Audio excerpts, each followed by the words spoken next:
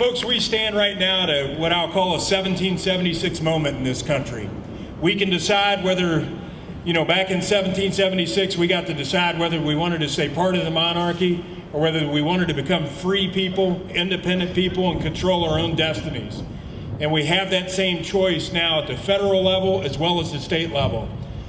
Yesterday or the day before, when I heard President Obama talk about his vision for America, I was happy to hear what I heard, because for the first time ever, he stood there in 15 minutes time and gave us a quick synopsis about how he wants to turn this country from a free country into a country that's some type of Western socialistic country, and we need to stop that man, and we need to stop him now.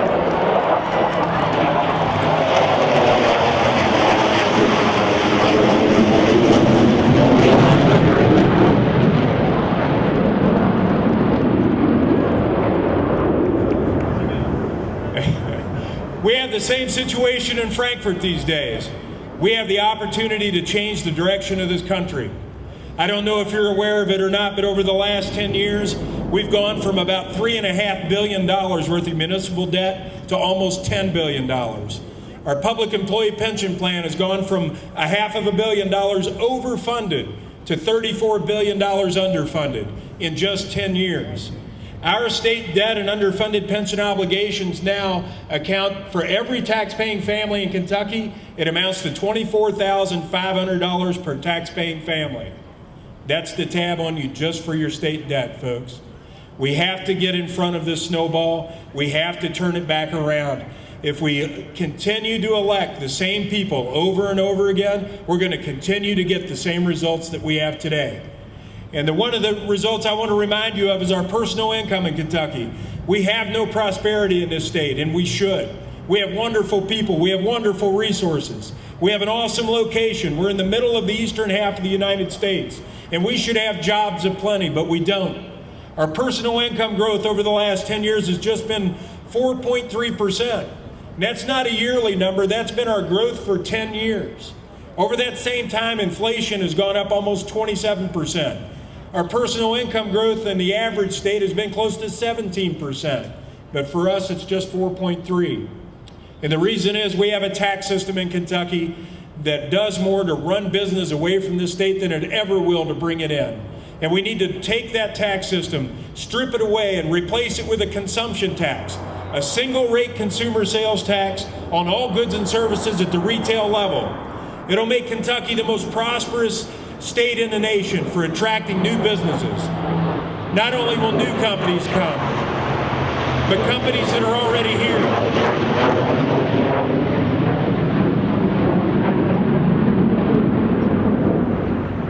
Not only will new companies come to Kentucky to be profitable, but companies that are already here, like my business, will become more profitable. And it's just a fact, folks. Profitable companies hire more people. And Kentucky needs to be the place where they can plan on being profitable, where they can predict how the government's going to treat them in terms of regulation, and we need to be fair. If we do things like that, we'll become a state like Texas. In 2008, Texas accounted for 71% of all the new jobs in the United States, one single state. And Rick Perry was here last weekend at the Republican dinner, the Lincoln Day dinner for the state. And Governor Rick Perry told us just point blank, if we don't change our tax system in Kentucky, he's going to open an office in this state and take the rest of our businesses to Texas. Now we need to get on the ball. Illinois, Wisconsin, Ohio, New Jersey, all of these states have hired new aggressive Republican governors. They're doing the things they need to do to grow businesses and to prosper, and Kentucky right now is standing still. Put me in office, I will change that tax system, and Kentucky will enjoy prosperity they've never experienced before in the history of this state.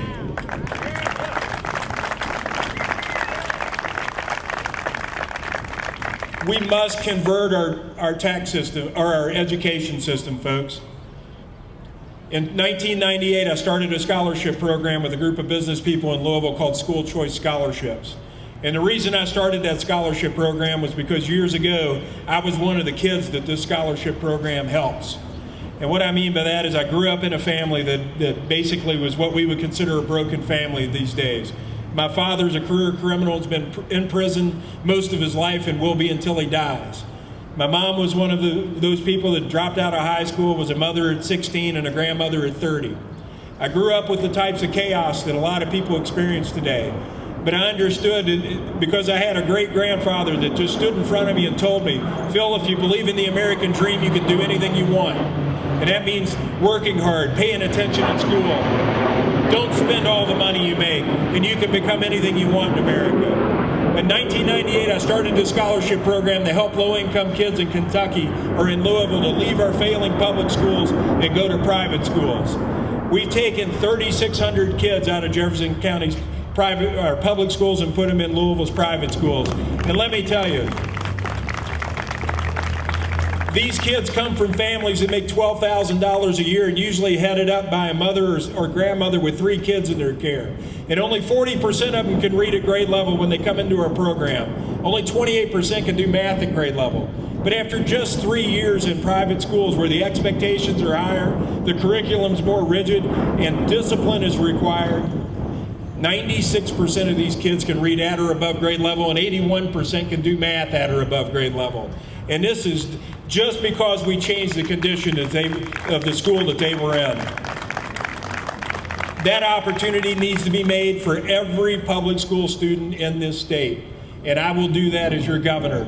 We will take it to where we have a business problem in our public schools, and the worst part of that business problem is it lacks accountability. And we want the superintendents held accountable for everything. We want them to be able to manage their budgets, their personnel, and their curriculum as they see fit. And if they don't get the job done, we need to fire them and get somebody else in there that'll get it done. In the classrooms, we need discipline reinstilled. We have given up on that. Children do not learn unless they submit to their teachers, and we must give teachers and principals the dignity and respect to be able to kick chronically disruptive kids out of class or even out of school if necessary if they won't behave. Because they need to understand that their actions have consequences when they're in elementary school, not when they're 35 years old and can't pay their bills because they didn't graduate high school. And we also need to get parents more involved in the education system, and the best way to do that is to turn them into consumers of education, to where they decide where their children go to school, whether it's their neighborhood school or a school across town or even a school in another county. They need to make that decision, and they need to be involved. That'll introduce competition to the public school systems for the first time ever, and competition always lowers cost and improves quality. We will make that available to you as governor. And Mike Harmon is my running mate. I should mention him, and he'll be your lieutenant governor. Now, the fourth corner of our platform, folks, and this is the biggest battle that we have as a nation, and I'll close with this. We must stand up for our state sovereignty rights under the 9th and 10th Amendments of the U.S. Constitution in order to defeat a federal government that has become so big and so bloated and so powerful that it is absolutely determined to take our liberty and treasure away from us. We must use those powers in the 9th and 10th Amendments to repeal Obamacare, to get the EPA out of our coal fields, to get the FDA off of our farms. Because if we don't stand up today, if we wait 10 more years, we're sunk. This will no longer be a country where we're rugged individuals and have self-determination. We'll be a country where anybody that can produce anything will be taxed so much that they can't get ahead. And the entitlement class will just continue to grow and grow and grow. It's a 1776 moment, folks. It's true at the federal level, it's true at the state level. You get to make the decision. You can choose prosperity, or you can choose to become a socialist state. It is entirely yours, your choice. I will leave you with one last thought. Forbes magazine ranked Kentucky as the worst run state in America. The headline said, the worst run state in America. It's not California. It's because of Kentucky. We're ranked dead last. And the reason is the debt and the prosperity that's about to be taken away from us is something we can't ignore and we must change.